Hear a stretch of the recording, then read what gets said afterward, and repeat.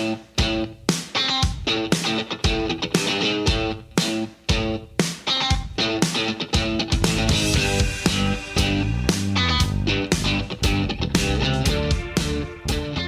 can we do this? Can we do this fucking podcast? Can we press record? Come on, I've been waiting for you all afternoon, like always. Waiting for me. If you could send an invite that was at the time we agreed, this wouldn't happen.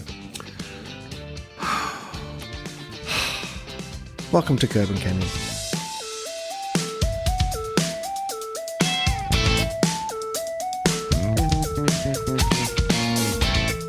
Oh, beautiful. What a great way to start a podcast. And I will say this week, Andy Gorn, I'm very grateful for the show notes that you sent. Thank you. You did it properly this week. Instead of just sending me a couple of characters for me to interpret in a text message, you actually took the time to put it on the Curb and Canyon letterhead and in a document and attach it to an email.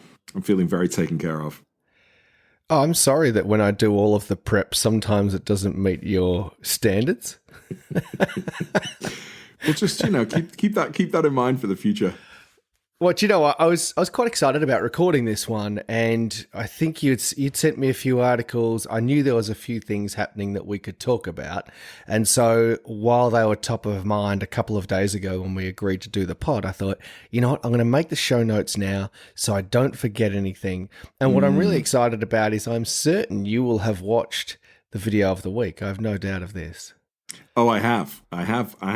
And you know that I've already given you shit for why.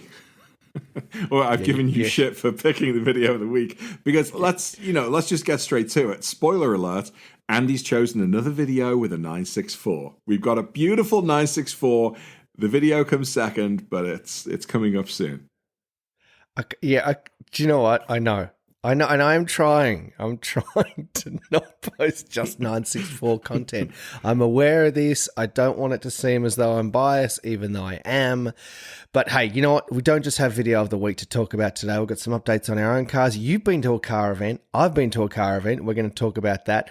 We're going to talk about what is going on at Porsche. What is going on with the EV thing, job cuts. Yeah. Is this the end of our brand? Is it good night for Porsche? I don't think it's quite that bad. Porsche and my car and our friendship and this little bubble that we live in is like it's the last thing that's keeping me sane. With all of the shit that's going on around the world, and especially in this country, and by this country I mean America, it's the last holdout of it's my sanctuary. And if that starts going to shit, oh God, I might as well just ask Elon if I can join him on the next rocket that's going to go to Mars. Well, the good thing is, though, this is starting to feel like a segue to the new political podcast we're going to be launching in just a few weeks. I do think just on that very quickly and on the EV thing, I think it's really interesting, or let's say ironic, that the people who bought Teslas as the ultimate form of virtue signaling are now getting rid of their Teslas as the ultimate form of virtue signaling. Yeah, right. Or setting them on fire. Hey, now what's going on? You don't have, there's no Minnesota Brown on set today. No, there isn't. What I do have is an iced tea, which I've got right here. Good. Okay. And I've got some water over here. You know what I did this morning? I joined the hipster crew and I played pickleball. Do you have pickleball in Australia? I know. Exactly. When you say the hipster crew, if you're referring to people in their mid-70s as hipsters. Oh my God, dude, this place, it's called Chips Pickleball Club. Come on. Dude, inside it looks like hipster paradise. You've got, people with odd matching clothes, shaved hair and giant beards playing pickleball. And on the side, there is a bar where you can get one of 20 different craft beers and frothy vegetable-topped coffees. And there's a gentleman in the corner with a laptop bag that looks like a bassoon case. It's just... But I played pickleball this morning. Ruthie and I are trying to, come up with new dates, new exciting things to do. I'll be honest. How did that work as a date? Was it just you yelling at each other the whole time?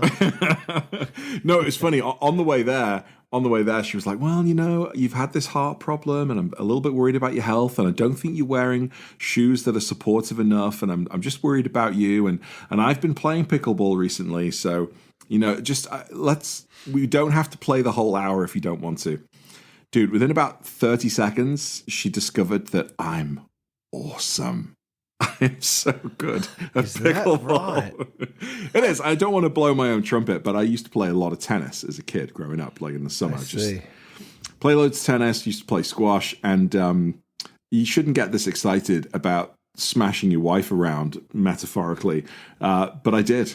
I absolutely thrashed her. When we got to 20 points to 1, she stopped counting and went very quiet, and I tried to let her play, and I just tried to, have a bit of back and forth, but every now and again, I just had to show her who's boss.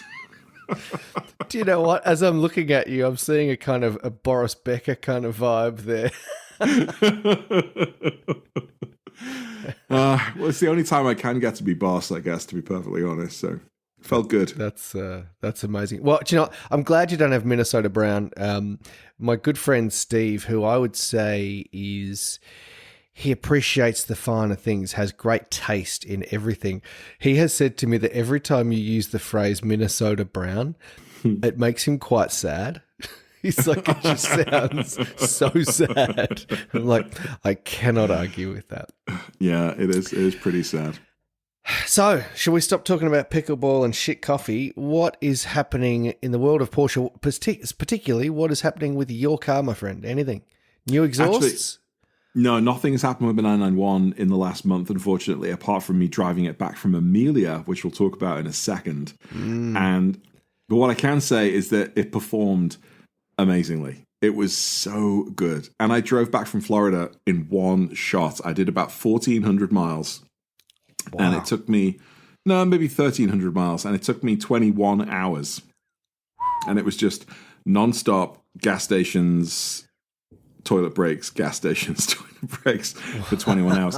But it was fantastic. And actually, it sort of proved to me that the Sport Cats that I've got with the valved X-pipe are going to work long term. There was no uncomfortable noise, no drone, cruising, ripping it on and off of exit ramps. It performed fantastically. But I haven't done any mods since I've gotten back. In fact, I haven't even washed it. I would say that's the ultimate test of an exhaust. Not in terms of will it do the loud thing you want it to do in the twisties, but in terms of can I just live with it? Yeah. Doing 1,300 miles of freeway, highway, nothing but constant sitting at 2,500 revs. Yeah. That's the ultimate test for whether an exhaust is going to be comfortable and tolerable over that sort of travel. So that's a great test and a good result by the sounds of things.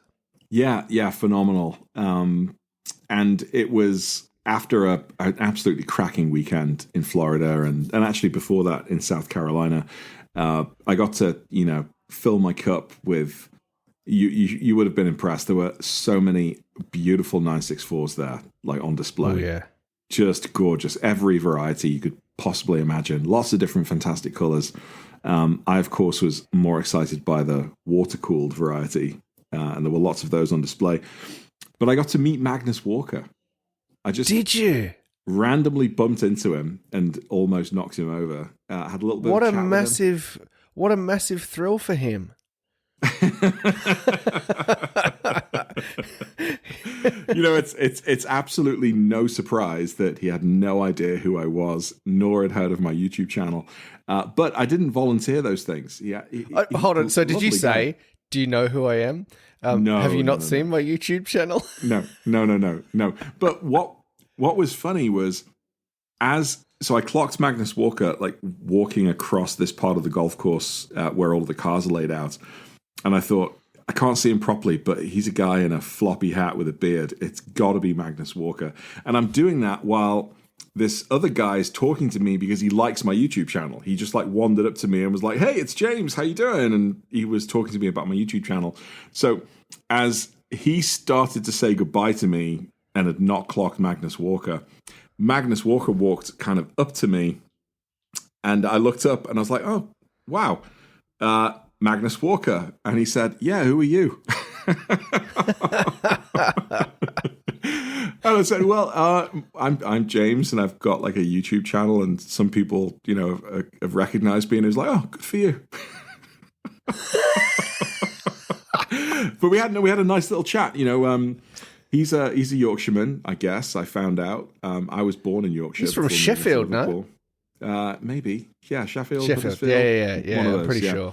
So we had the Yorkshire connection to talk about, and then he, discovered that I'm really a Scouser. Had a little 5-minute chat, very nice. He wandered off, and I felt really good for myself. I felt like, wow, that was a really special moment. And then I met up with my mates about an hour later, and all three of them had selfies with Magnus Walker. So it kind of it sort of brought me down a peg again and put me back to where I belong, just with everyone else. Isn't that great, though, that, Magnus is at this event, and what's he doing? Yeah, he probably wants to do his own thing, but anyone who wants a selfie, anyone who wants to chat, no problem. Yeah, absolutely. Just like, he just seemed to be a really down-to-earth, genuine, just totally chill guy. I was very impressed. Why do you think, because Magnus seems to be a somewhat polarizing figure, right? Like, some people seem to like him, some people less so. Why do you think that is? Because my view on it is whether you agree with all of his stylistic choices or not, he's this guy who visually and famously kind of broke the mold of what a Porsche driver was supposed to look like and be, and in a way kind of established this counterculture argument or version of what we imagine Porsche guys look like. I've got nothing but good things to say or think about Magnus. I'm on the same side of the fence. I had absolutely, nothing negative to say about him before I met him. I thought of him as an artist and an influencer and somebody who is obviously very passionate about what they do. I knew sort of less about his success, frankly, other than he was just a guy that appeared in the Total 911 magazines every now and again with an absolutely epic car collection. And now I've met him, I think just validated what I assumed he was going to be like, really. And to be honest, I don't think I've come across really anybody in real life that has anything negative to say about him. Are you aware? Is there, for every lover, there's a hater out there for Magnus Walker? Look, do you know what? That's a really interesting point, because I've heard people, you more hear people talk about that others don't seem to like him. But I agree with you. I'm not sure I've ever met anyone that's had a bad word to say about him now that I think about it. But I read his book a few years ago.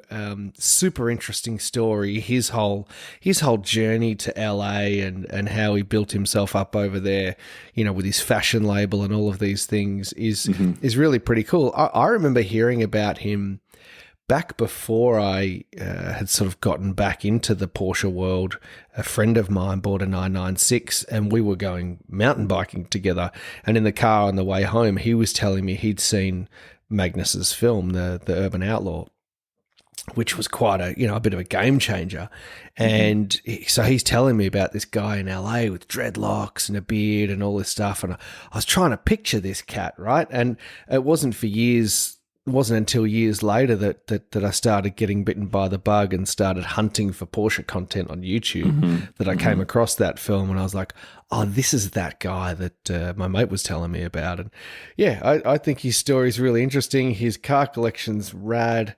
I mostly picture him with either that 277 car or any of his 930s. He had that Minerva blue 930 that's in one of his early films where he's banging around the streets of LA at night. It's like 3 o'clock in the morning. It's it's cool. It's really cool. Yeah. He's just it's another corner of the Porsche community, which just has its own following, its own kind of ethos, its own mentality, and it can just live there. And that's something I just love. Again, to continue to talk about my love for this Porsche community, but you can have a corner over here that's all about outlaw cars and doing what you want with them. You can have a corner over here that's just about performance racing and then tracking, which maybe fits sort of alongside it adjacently. And then you got the purists over here that just want to buy stock cars and drive stock cars and collect them or not. And then you got everybody else in between, and everybody just really seems to allow everybody to exist. There's not one way. There's no one way of being a Porsche person. There's no one way of loving the brand and loving the cars, because there are so many well-established and proven, corners to this culture that you can spend all your time in or some of your time in, and nobody really cares where. You're just there to enjoy yourself. Yeah, that's so true. There are a lot of different, let's say, tribes within the Porsche community, right? And you find your own that you connect with, but equally that doesn't mean you can't connect with the others. I always find that interesting when you go to let's say, an event and you talk to someone whose experience or lived experience with the brand is so completely different to yours. Yeah. But that's not the basis for an end to the conversation. It's actually a catalyst for the beginning of a conversation. Right. Why do you do this? Why did you make that decision? Tell me about why you chose this. How do you use your car? All of these things that you can get into a conversation with a person with. And yeah, you've got this one common theme in the middle of it, which is, I love the brand and I love the cars. Yeah, totally cool. So what is Amelia Island? I hear about Amelia Island all the time. It's some sort of event just for the people who are not in the States and don't know what it is. Just tell me a bit about it. Well, for one, it doesn't really feel like an island. It's just a stretch of land. Is it an actual island? It is technically an island, but it's essentially a stretch of land off the east coast of Florida towards the northern end of Florida, just south of Georgia, which is connected by, several bridges. But besides it being on the ocean, just like the whole of the east coast of Florida is on the ocean, you wouldn't really think, oh, hey, I'm on an island. Like you go to the Philippines or you go to Hawaii and be like, oh, yeah I'm on an island. But it's a pretty affluent, I would call it a retirement community. That's maybe a little harsh. There are a lot of retirement communities there, and a lot of people that retire and move to the coast of Florida, and Amelia Island is one of them. But it's hold up. So when I asked what Amelia Island was, I probably wasn't quite looking for the geography lesson on the makeup and the demographic profile of the residents. I was more asking based on what is Amelia Island as an event. But actually, it's really, honestly, I think it's relevant. I think it's important. Okay, I'm just about to get carry there. on.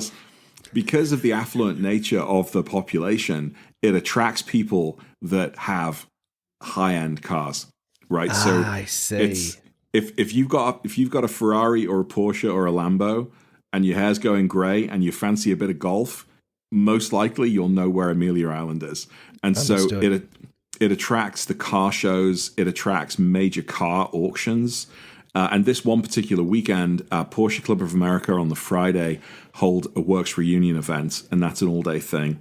Werks Reunion, that's what it is, right? It's Werks Reunion, that's right. So when I say I'm going to Amelia, it's really to attend that Werks Reunion event. But over the Saturday and the Sunday, there's a Concours d'Elegance car event with, all of the high-end, old-fashioned, classic cars you can imagine and everything else.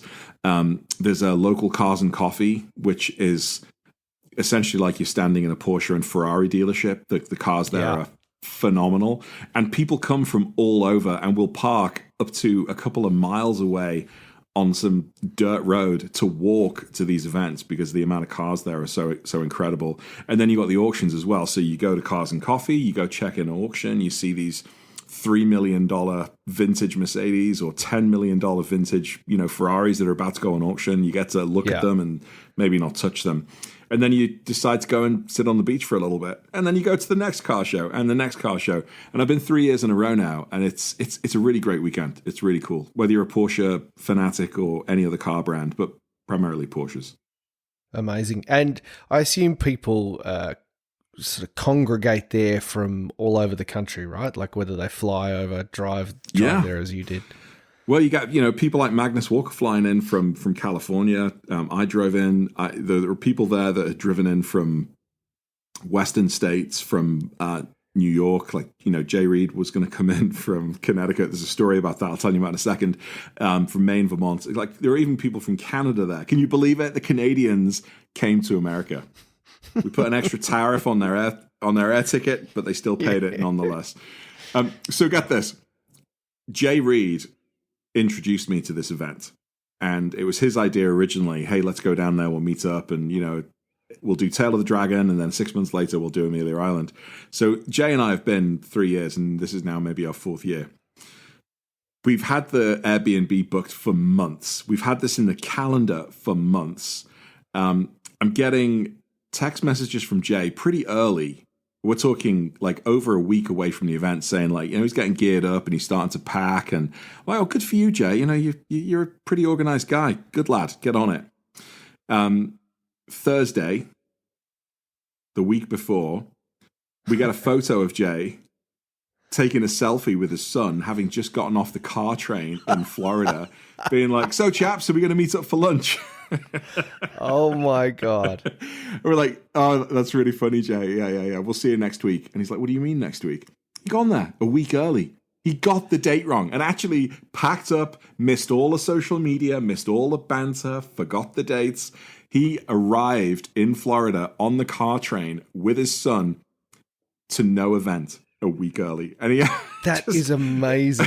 I couldn't believe it. Honestly, there was like 5 or 6 of us in our Amelia Island Porsche chat, and the last guy to get involved was like, wait a minute, I've just been going back through 100 messages that have just been blowing up my phone. I don't understand what's going on. Like it took about an hour for it to really sink in that no, actually he's there a week early.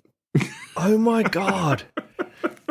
So he decided to go to Disney World with his son for the weekend and stay in Orlando, which is where the train drops off, instead of going to the car event.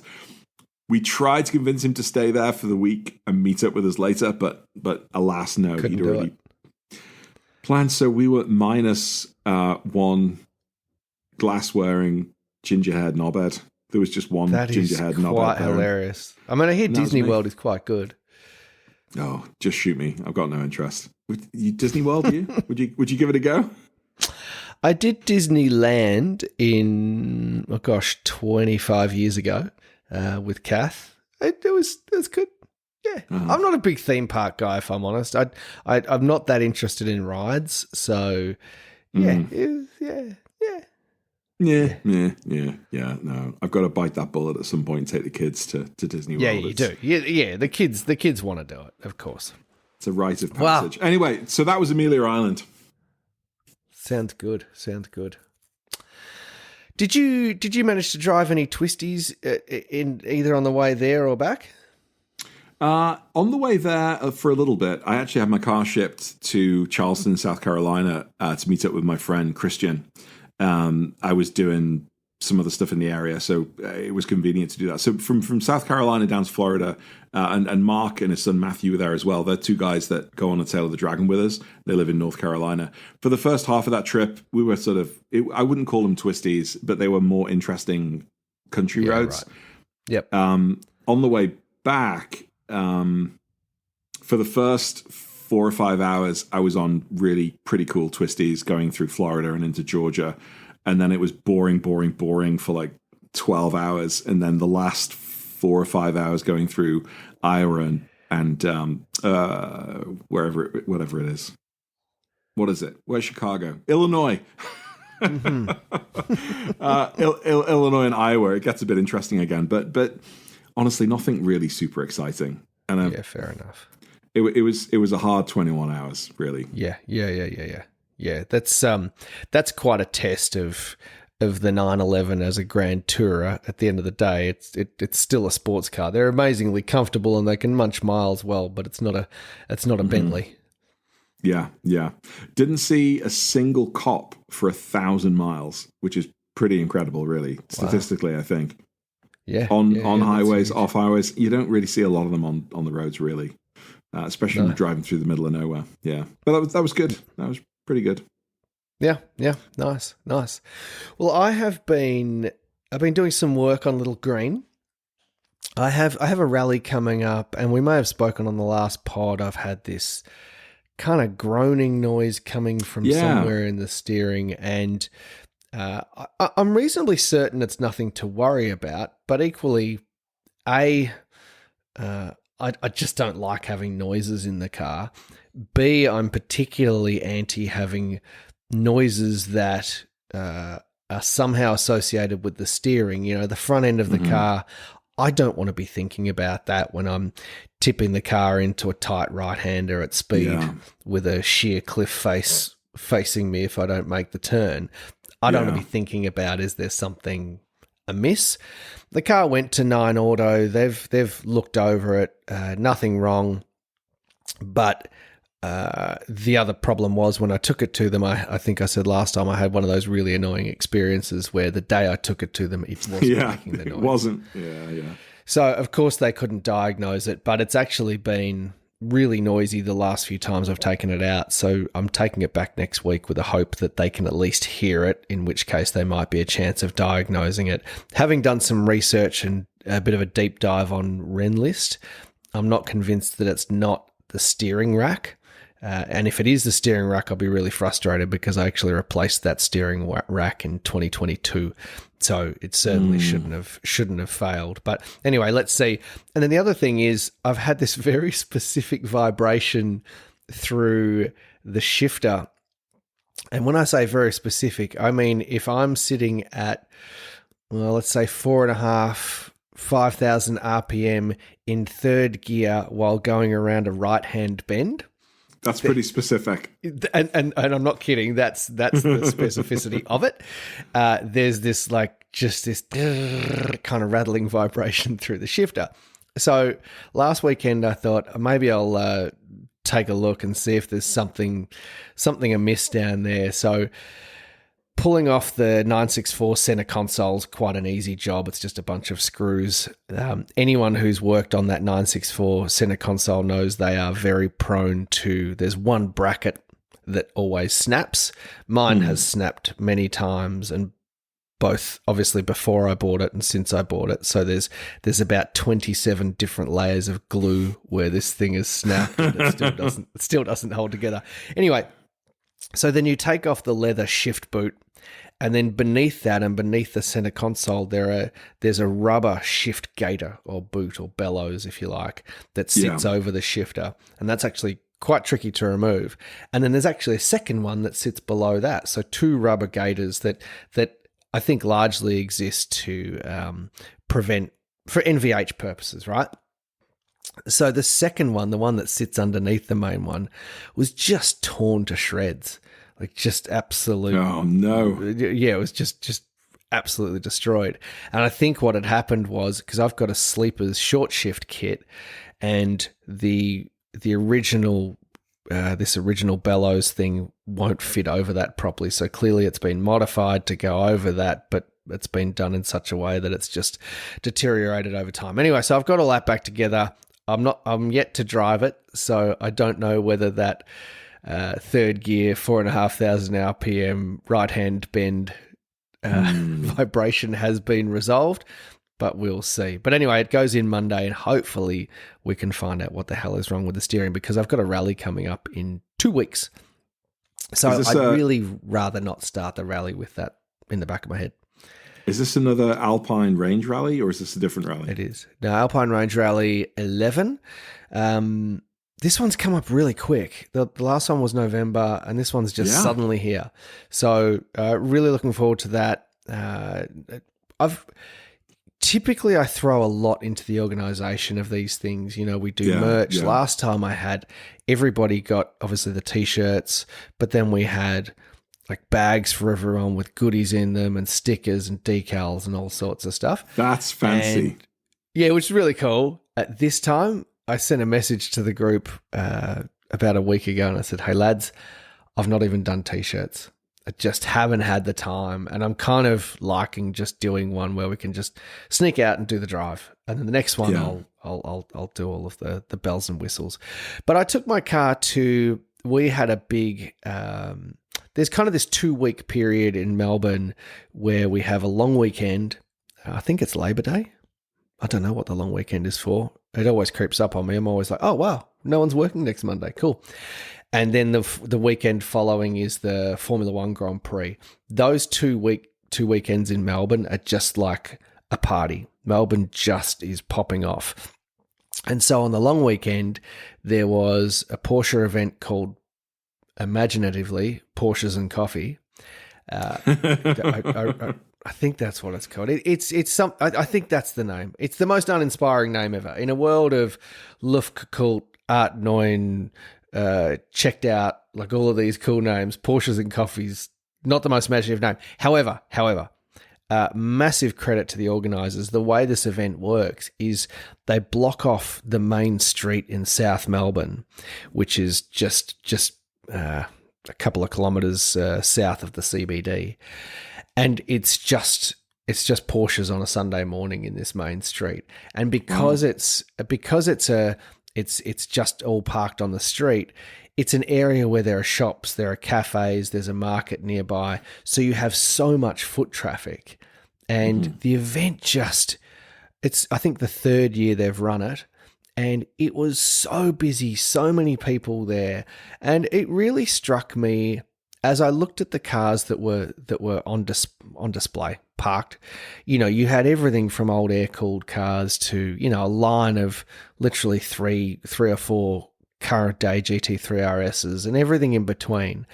I don't think there's another brand that could pull this sort of thing off. And I think one of the reasons being that, you know, if you think about other brands in the category, there's no entry level Ferrari or Aston Martin or McLaren or Lamborghini. Do you know what I mean? You can't buy. Yeah. There's not the $20,000 Boxster equivalent for those brands that make them therefore accessible to a broader range of people who can then display the cars. And you know, it was so busy in terms of the turnout of cars and people who wanted to have their cars featured in there, that some of the cars couldn't get in. And I was there with my mate Al from Flat Six Affair, and he said, hey, you got to come around some of these side streets. And him and my other mate Fraz had been walking around the side streets, and you go down this one side street and there's 3 964s, a 911R, and then you go around a corner and there's an ST, like just parked in the middle of these tiny little side streets. So that was super cool. I mean, you know, you talk about different, let's say, subcultures within the Porsche culture or Porsche community. I always think it's interesting to see some of these really heavy hitter cars that that you can tell have, you know, you look at the front of the car and it's never seen coarse chip asphalt. It's never seen leaf litter on the road. You know, never. So a lot of them you can tell have been driven to Cars and Coffee. And Cars and Coffee, And that's sort of it. You know, they are just so immaculate. But there were some really cool cars there, some great old air-cooled cars. To be honest, one of the cars that really stood out, I love the Spyders. Spyder RS or even just a regular Spyder. There's something about the way those cars look. The more I see them, the more I think, that's a car I would love to have a go in. I think that would just be such a fun car to drive. Let's come back to that in a second, because I've got a question for you. But that made me think of a car I saw in Amelia. It was the first ST that I've seen in the flesh, and it was the release color, whatever that light kind of sign. Is it Shore Blue? I think it's called. Whatever it is it's like that silvery, shimmery kind of blue color. I just happened to park a few cars down from it in the stretch, in the corral, got talking to the owner, and he's the exact opposite. He's put like 10,000 miles on that car in about 6 months. And he drove down to Florida from, I think it was somewhere in the Midwest, and then he's about to drive it over to the Rockies and out to California, and then he's planning on driving it back to the East Coast. And he's like, I'm going to have 50,000 miles on this by the end of the year. You know, Amazing. I drive my cars, and he's probably retired. His wife was there with him, and she told me on the side that he's got like, you know, another 3 at home, which probably aren't seeing the light of day. But at least that car, he was there, and you could see that there was a rock chip on the front. You know, it's a car that's been driven. There are dead bugs all over it. You know, he just didn't care. Yeah. He was there to see everyone else's car. You know, that was pretty phenomenal. That is so cool. You know, I'll never forget my mate Anthony said when the ST came out, and we were really excited about them. I remember, you know, that launch, there was that light blue, and then there was just the black one. And I remember I just remember seeing that black one thinking, it's so simple, so classic. That would be my spec. I would just get that. And I remember talking with him about it, and he said, we will never see one of these in the twisties at home. We'll never see one up Reefton Spur or one of these other roads we drive. And I thought, he's right, you won't.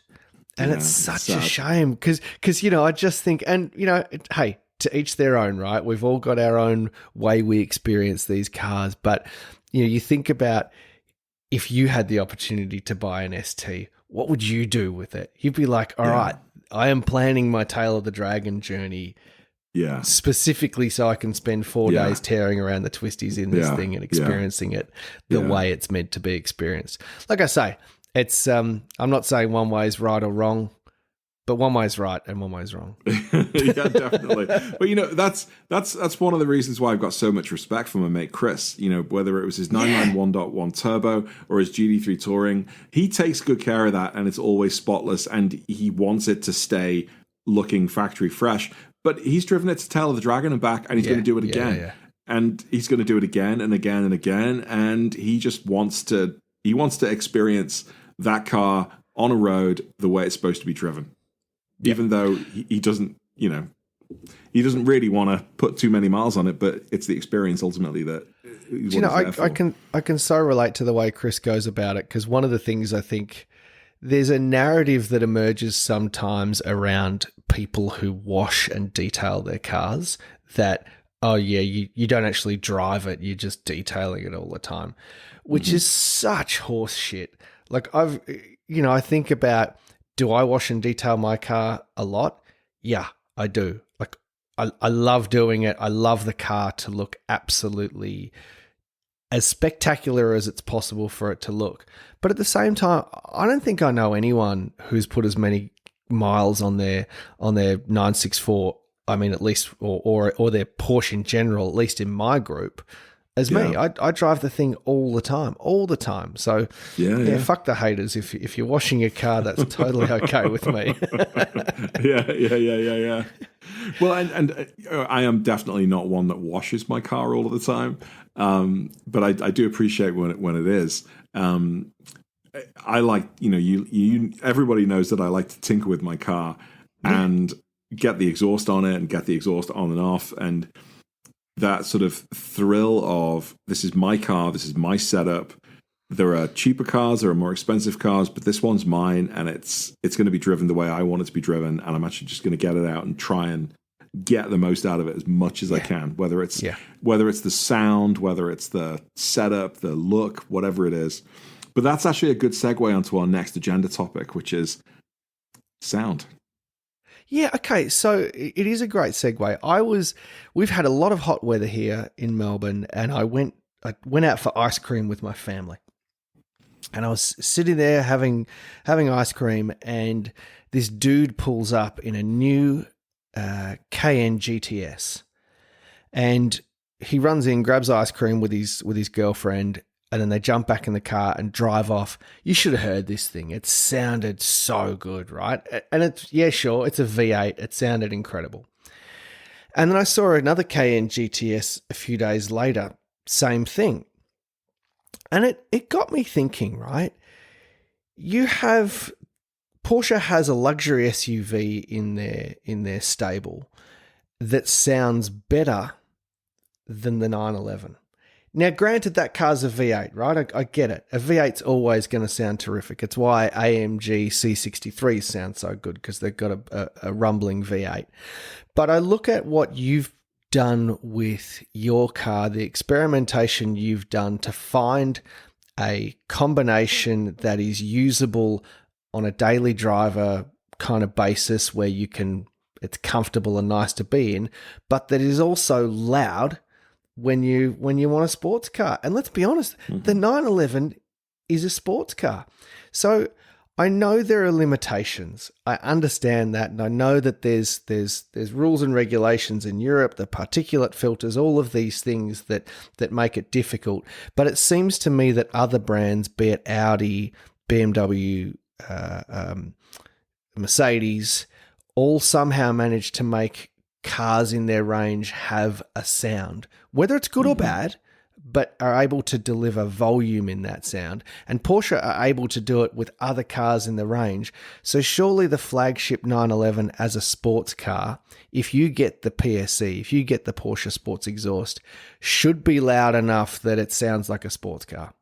Discuss. Well, all right. Well, I think the later generations of 911 with the PSC, even mine, the 991.2, that factory PSC arguably is good enough. It's awesome. It's not. It's not. No, it's not. But it is for me. It's not. No way. No. I've driven the GTS. I've driven the Carrera T. You drive those cars in anger, you can't hear it. You just can't hear it.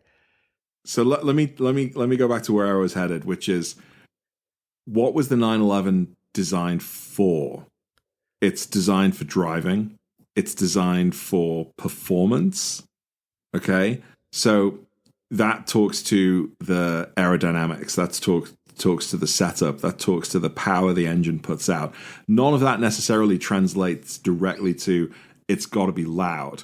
Now, I think the flat six engine, whether you've got that in the Porsche flat six, whether you've got a factory exhaust without valves or you've got, a custom setup, the sound of a flat six Porsche is unmistakable. Just like a V8 and a V10 are unmistakable.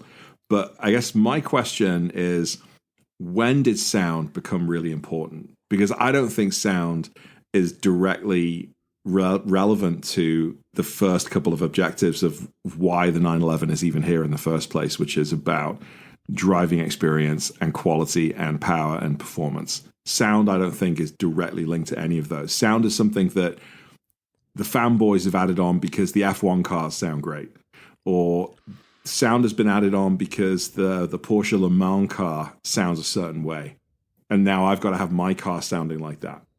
Where did sound become important? Hold on. If you're trying to derail my highly emotional argument with facts, logic, and intelligently put points, I'm very disappointed at that. I think someone's got to do it. No, okay, you make good points. I think one of the, let's say, one of the reasons for the enduring success of the 911 is that it is the genuine daily driver sports car, right? It's a sports car that, and in fact, most people who buy a 911 they buy it to daily it, right? So unless they're buying a GT product. And let me categorically state, GT department cars are irrelevant to this conversation. Because yes, if you've bought a GT3, that sounds fantastic. So that's one thing. Where I'm not talking about that. I'm talking about Carreras, Carrera Ts, etc. So yes, they are supposed to be able to be daily driven, and even that means that there is only so much you can do with volume because it's got to be usable on a daily basis. But I think about, for example, even the NA 991s, so the first gen 991s, if you have the factory sports exhaust on that, I think that's actually sufficient. It could be a little bit louder if you're an enthusiast, but for most people, the factory sports exhaust is enough. And I understand that once they move to the turbocharged engine, it's harder to extract some level of sound out of it. But the reason that sound is important is that you're looking for, or I think, a sports car is about a visceral experience. It's about creating an experience that has a link, be it strong or otherwise, to the motorsport heritage of the brand. Now, a lot of these other brands I talk about, they don't have the motorsport heritage that Porsche does. They may do to a lesser extent, but the 911 is a sports car that has won in every category, from rally to endurance racing. It is this, this incredible storied successful motorsport car.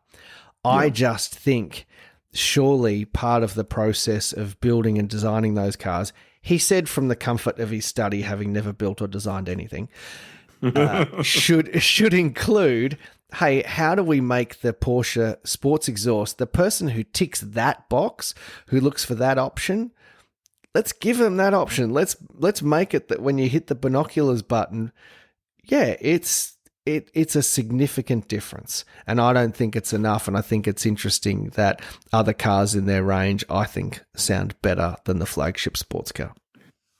Yeah, I can get on board with a lot of that, but I think culture is a big part of it as well. And I think if Porsches were Italian and that sort of more flamboyant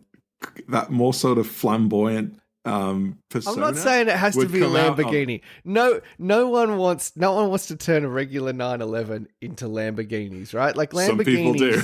No. I mean, I think, Lamborghini, the guys who drive Lamborghinis, they're jet ski people, right? Like they go to the beach and just annoy the fuck out of everybody. So it's you don't want that. But you look at what you've been able to do on your car, it's 20%. It's just some volume just to, hey, I'm driving a sports car. Yeah. Well, I wonder how much of it is also business strategy, because I bet you Porsche's business strategy has never been about, okay, well, in 10 years' time, when these cars depreciate and people like James and Andy buy them, they're going to want to do something to the sound. It's the people that can show up with $150,000 worth in cash and buy a Carrera. They are saving the sound. They are saving that visceral experience for the GT cars, because that person who turns up with $150,000 in cash with the right push or might tickle on the bum from a good-looking associate might be willing to pony up another $100,000 to go and walk out with a Turbo S or a GT3 or a GT3 RS. Not that the Turbo S necessarily has the best sound in the world, but maybe that's part of it, which is they're being selective. We're going to save the best sound for the people that show up with $200,000 or more to buy the GT range. Look, I think there's something in that. And I also think there's something in the idea of, you talk about it being business strategy. I think that's true. I think brand new Carreras and Carrera S's aren't actually aimed at people like you and me, right? So if the sound was louder, if it was more quote unquote visceral, what they might actually do is put off their core target audience being the person who wants to use the car on a daily basis. I still think, though, if you look at the success of cars like the AMGs, I still think there's an argument that the person who wants it as a daily driver and is willing to tick the box to say wants a sports exhaust, that could be tweaked and pushed a little harder. Yeah. Well, and so this is where we segue into the next conversation, which is what on earth is happening at Porsche? What is happening? What's going on? Porsche? I mean, it's not just Porsche as well. I think in the news recently, the article that we were going to talk about was something like 3,000 or 4,000 jobs between now and 2029 are going to get cut from Porsche. Did you know that it's nearly 50,000 of the workforce that are being cut from across the VW group, which includes Audi and the other brands that sort of live there? That's 50,000 people from the workforce. What is the demand for Porsches and sports cars suddenly tanking? And have I missed that memo? Like, what? I don't get it.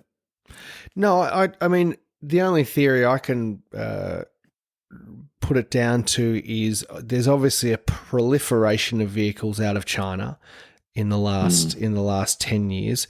The quality of those vehicles has rapidly improved to the point where now it's not a matter of, I will buy a Chinese vehicle. Yes, it will cost me a lot less. It'll be poorer quality than what I might get out of Europe, but it'll cost me a lot less.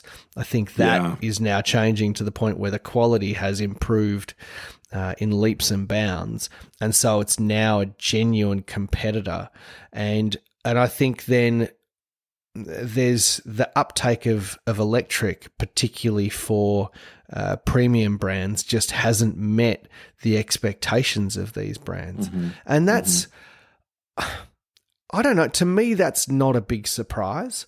I think if you can buy a Chinese-made EV that costs, I don't know, 20% less even, maybe 20% of the price of something out of Europe, why would you not? Because you're not, I think for the most part, people who are buying EVs are buying them for, you're not a car enthusiast buying an EV. Gross generalization, I know, but you're buying it for a very different mindset. I can get behind that sentiment. I would agree, generally. Yeah. And also, and think about something like the Taycan, or, if you're thinking about, say, Audi, for example, the e-tron GT. I'm sure these cars are brilliant, but if you look at the second-hand market for them, the depreciation is insane. Yeah. So why would you hand over the kind of money it takes to drive one of those cars new off the lot, knowing what a depreciation hit you're going to get? And, I've seen there's articles about people who have bought a Taycan, then tried to trade it at Porsche for another vehicle, and literally Porsche have said, we won't buy it back. And when you think about it, the way I see it is an EV is... well, it's a piece of digital technology, right? So in a lot of respects, an EV is a device. And by that, I mean, in the same way that your iPhone is a device, it is driven entirely by technology that will gradually over time be superseded and made redundant. A 3.6 litre flat six engine from 30 years ago or from 12 years ago is still going to be drivable and relevant in another 20 or 30 years, as long as you can fuel it. A car driven by 4 lithium batteries that are past their service life, what is that? I mean, you don't pull out your iPhone 6 on a Sunday morning and say, hey, let's just for old time's sake get on the old iOS and see how it goes, right? Like you don't. Well, and also you don't try and replace the batteries in your iPhone when the battery starts going down. You go and just get a new iPhone. Correct. 100%. And so that, right. And so, I mean, I was even looking at Taycans the other day because I saw one on the street and I thought what they were. I saw I think it was the 4 that was going for $120,000 3 years ago. It's now worth $20,000. I could have got that for, to be fair, I had 100,000 miles on it, but still, I could be driving around in a brand new looking Taycan for 20 grand. That's incredible. That is nuts. But going back to the workforce reduction and the layoffs that I read, I think it was the same day that I sent you that article that I also sent you the other article which talked about how Porsche is going to be introducing even more cars into the lineup, and there's going to be a fully electric Cayenne. There's going to be additional gas-fueled models now. So they may very well reintroduce a Boxster and a Cayman with a petrol engine in the future. So on the one hand, you've got them laying off thousands of people, and on the other hand, you've got them talking about introducing all of these new cars that are going to continue to sort of beef out the range. I don't know enough about how car manufacturers work to figure out how those two things reconcile.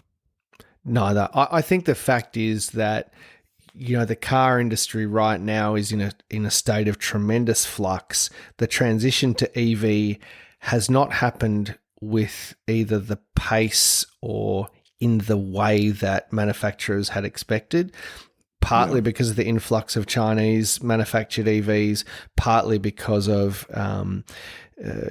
reticence on behalf of consumers to buy the premium EVs, which has left them in a difficult position. And so, if you look at the rumors that are swirling currently about the 718 replacement, codenamed the 983, which is supposed to be EV only, Boxster and Cayman, that seems to have stalled. And there's all sorts of reasons being touted, right? And one is actually that the manufacturer of the batteries that were going to be used, a company called Northvolt, is right now desperate for a cash infusion and is facing insolvency, which is a problem that Porsche actually had with the battery manufacturer that they worked with on the hybrid 911.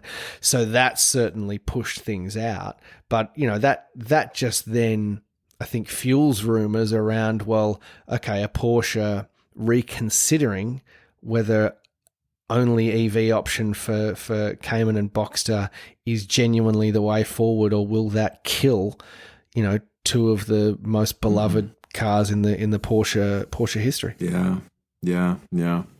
Well, look, let's put the EVs to one side and let's talk about everybody's favorite, especially your favorite, Andy. It's the 964. Okay. All right, let's talk video of the week. Now, here's the thing, right? I didn't do this because it's a 964. I did it because I happen to think it's a really great video.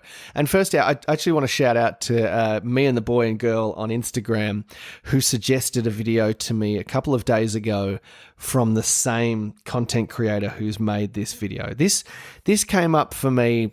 I mean, 964 content on YouTube always appears, but I also saw it on Renlist. It was featured on Renlist, or not featured, but just in the 964 chat on Renlist.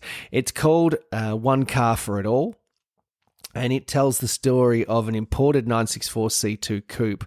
The YouTube channel is called Car Tales, and it's such a good 964.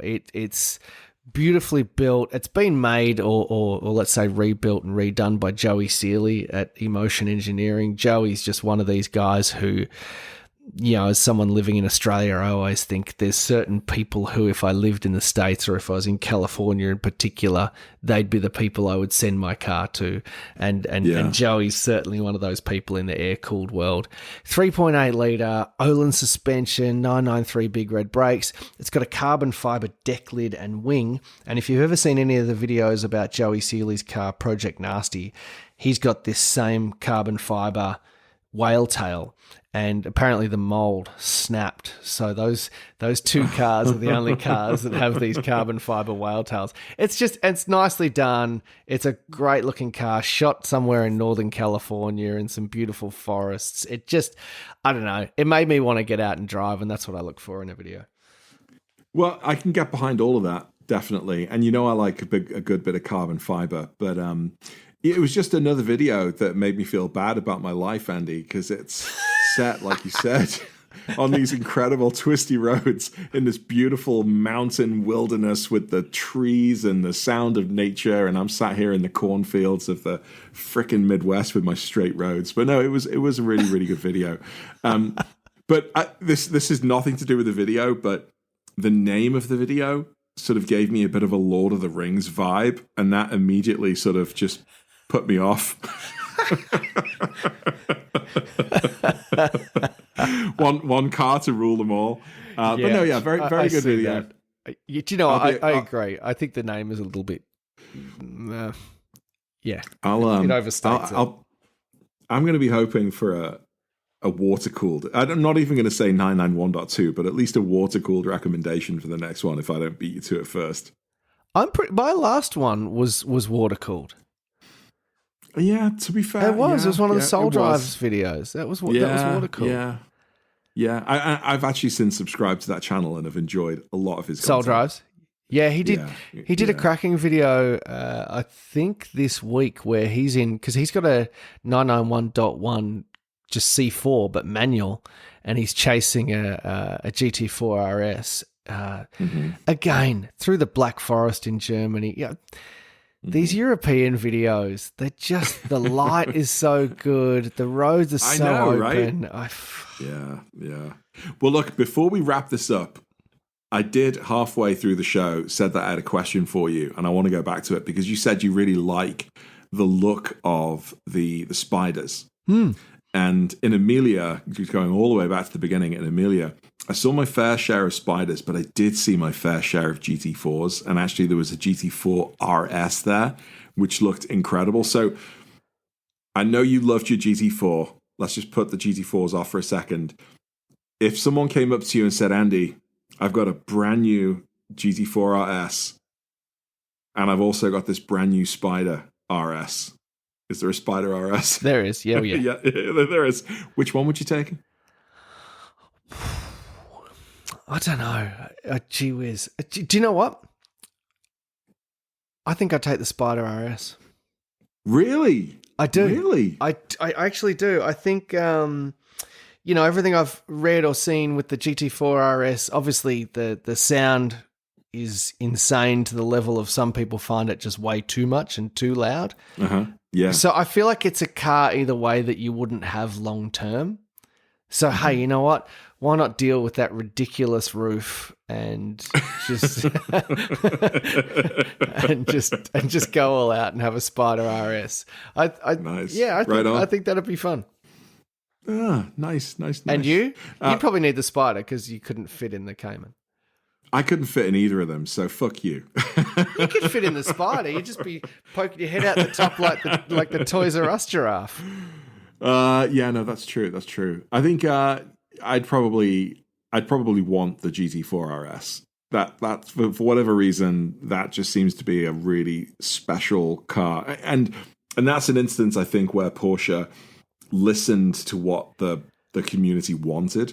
Yeah, they finally got that RS version of that car before it went EV. I thought that was such a nice thing for Porsche to do for the enthusiasts. I think I'd probably do that out of nostalgia.